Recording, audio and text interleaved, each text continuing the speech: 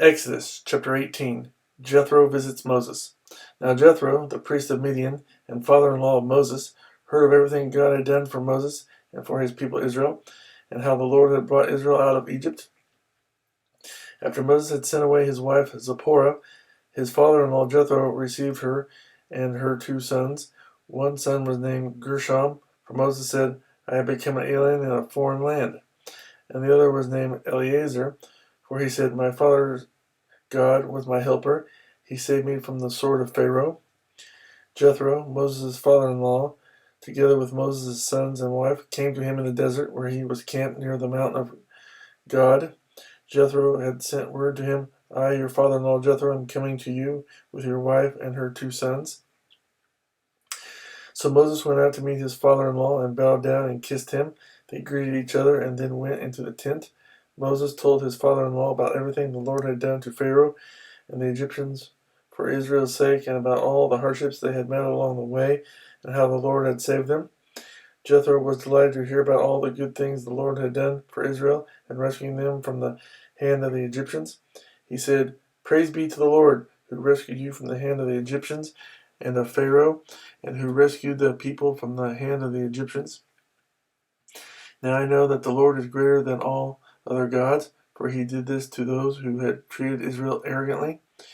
Then Jethro, Moses' father-in-law, brought a burnt offering and other sacrifices to God, and Aaron came with all the elders of Israel to eat bread with Moses' father-in-law in the presence of God. The next day Moses took his seat to serve as judge for the people, and they stood around him from morning till evening. When his father-in-law saw all that Moses was doing for the people, he said, What is this you are doing for the people?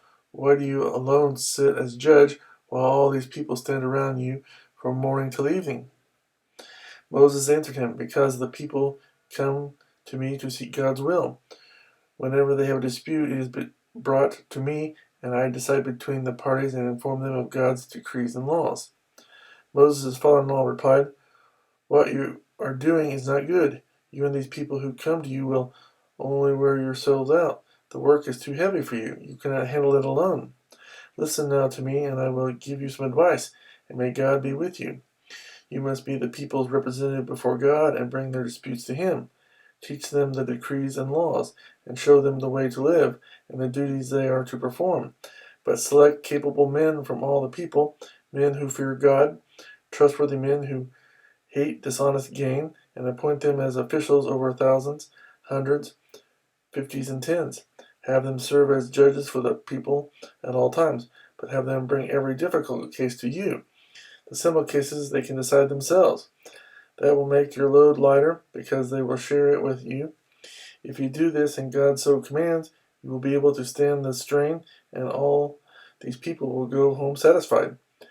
Moses listened to his father-in-law and did everything he said. He chose capable men from all Israel and made them leaders of the people, officials over thousands, hundreds, fifties, and tens. They served as judges for the people at all times. The difficult cases they brought to Moses, but the simple ones they decided themselves.